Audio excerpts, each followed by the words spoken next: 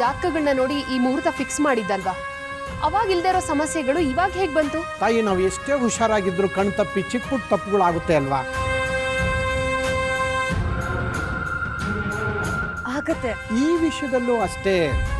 ಎಲ್ಲೋ ಒಂದು ಕ್ಷಣ ಯಾಮಾರಿದ್ದೀನಿ, ನನ್ನಿಂದ ತಪ್ಪಾಗಿದೆ. ಅದನ್ನೇ ನಾನು ಈಗ ಚೆಕ್ ಮಾಡಿ ಹೇಳ್ತಿರೋದು. ನೋಡಿ, ಯಾವ ಟೈಮಲ್ಲಿ ಯಾವ ಗ್ರಹಗಳ ಚಲನೆ ಎಲ್ಲಾಗುತ್ತೆ ಅಂತ ಹೇಳೋಕ್ಕಾಗಲ್ಲ ಅಲ್ವಾ? ಅದು ಅಲ್ಲದೆ ಕೆಲವೊಂದು ಅಪಶಕನಗಳು. ಅಂದರೆ ಈ ದಿನ ನೀವು ಮಾಡಿಸಿದ್ದು ಉಂಗುರ ಆ ಹುಡುಗಿ ಕೈಯಲ್ಲಿ ಹಾಕ್ಲಿಕ್ಕಾಗಲಿಲ್ಲ.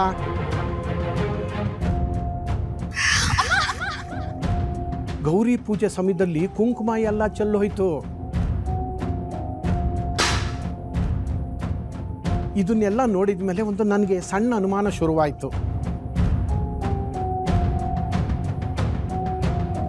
ಬಹಳ ವರ್ಷಗಳ ನಂತರ ಎಜೆಯವರು ಇನ್ನೊಂದು ಮದುವೆ ಆಗ್ತಿದ್ದಾರೆ. ಇದ್ದಕ್ಕಿದ್ದಾಗೆ ಏನೇನೋ ಆಗ್ತಾ ಇದೆ ಅಂತ ಅವ್ರ ಜಾತಕನ ಮತ್ತೆ ನೋಡಿದೆ.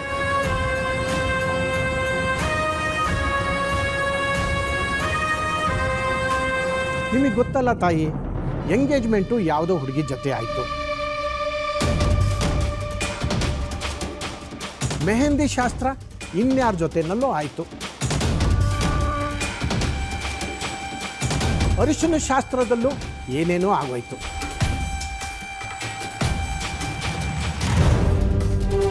ಮುಂದಾದರೂ ಹುಷಾರಾಗಿರ್ಬೇಕು ತಾನೇ.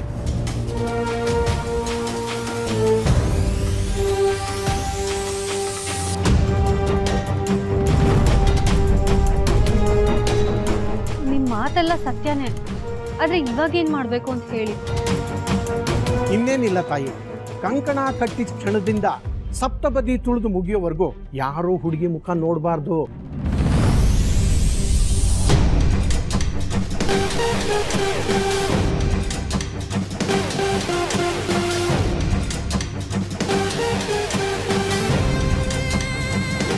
ಮುಖ ನೋಡ್ಬಾರ್ದಾ? ಅದ್ ಹೇಗ್ ಸಾಧ್ಯ? ಇಷ್ಟೇ ತಾಯಿ.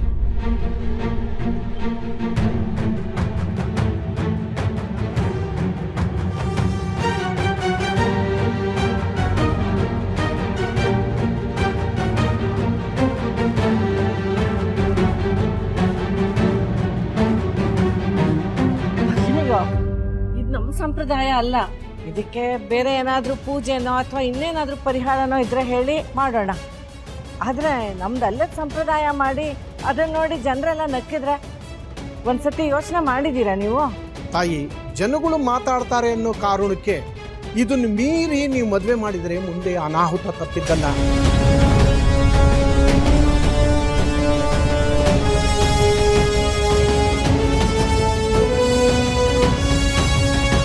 ಇದನ್ನು ಬಿಟ್ಟರೆ ಬೇರೆ ಯಾವುದಾದ್ರೂ ಪರಿಹಾರ ಇದ್ದರೆ ನಾನು ಖಂಡಿತ ಹೇಳ್ತಾ ಇದ್ದೆ ತಾಯಿ. ಇದನ್ನು ಬಿಟ್ಟರೆ ಬೇರೆ ದಾರಿನೇ ಇಲ್ಲ. ನೋಡಿ, ಒಂದು ವೇಳೆ ಇದನ್ನು ಮೀರಿ ನಡೆದ್ರೆ ಜೀವನದಲ್ಲಿ ಗಂಡ ಹೆಂಡತಿ ಮಧ್ಯೆ ಅನ್ಯೋನ್ಯತೆ ಇರೋದಿಲ್ಲ.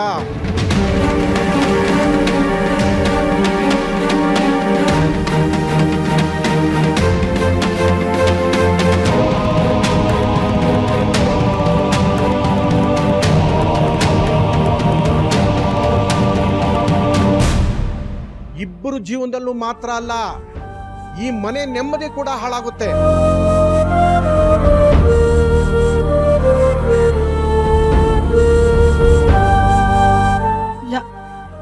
ಹಾಗಾಗ್ಬಾರ್ದು. ಹಾಗಾದ್ರೆ ಆ ಹುಡುಗಿ ಮುಖ ಯಾರು ನೋಡದೆ ಇರೋ ತರ ಮುಸ್ಕ್ ಹಾಕಿ ಕೂರಿಸಿ ಮದುವೆ ಮಾಡುವ ವ್ಯವಸ್ಥೆ ಮಾಡ್ಬಿಡಿ.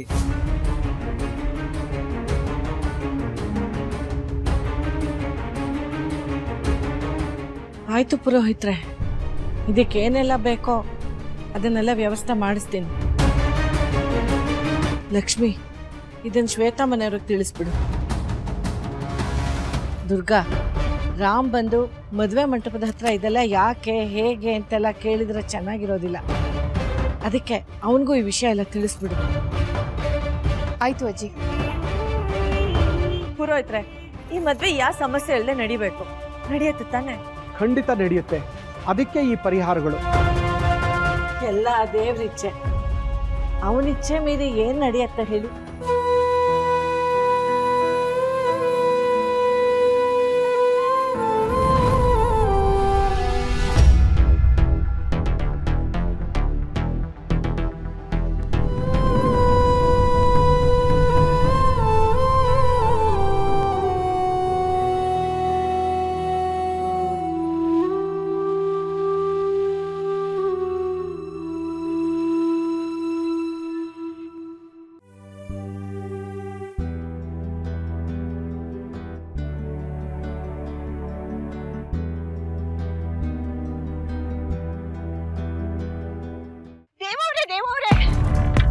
ನಿಮಿಷ ನಿಂತ್ಕೊಳ್ಳಿ.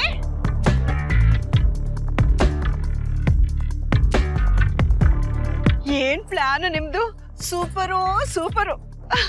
ಆಟಗಾರನ್ನ ಬುಕ್ ಮಾಡ್ಕೊಳ್ಳೋ ಈ ಕಾಲದಲ್ಲಿ ಅಂಪೇರನ್ನೇ ಬುಟ್ಟಿಗೆ ಹಾಕೊಂಡ್ಬಿಟ್ಟಿದ್ದೀರಲ್ಲ, ನಿಮಗ್ ನೀವೇ ಸಾಟಿ.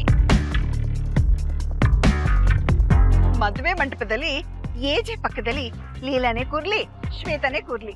ಏಜೆ ಅಂತೂ ತಾಳಿ ಕಟ್ಲೇಬೇಕು, ಬೇರೆ ದಾರಿನೇ ಇಲ್ಲ. ಒಟ್ಟಲ್ಲಿ ನಿಮ್ಮ ತಲೆ ಇದೆಯಲ್ಲ, ಸೂಪರ್, ಓ ಸೂಪರು. ಅಲ್ಲ, ಮುಸ್ಕ ಹಾಕೊಂಡ್ರು ಏಜೆ ಪಕ್ಕದಲ್ಲಿ ಶ್ವೇತನೇ ಇರ್ತಾಳೆ. ಇದ್ರಲ್ಲಿ ನಾವು ಸಂಭ್ರಮ ಪಡೋದೇನಿದೆ ಅಂತ.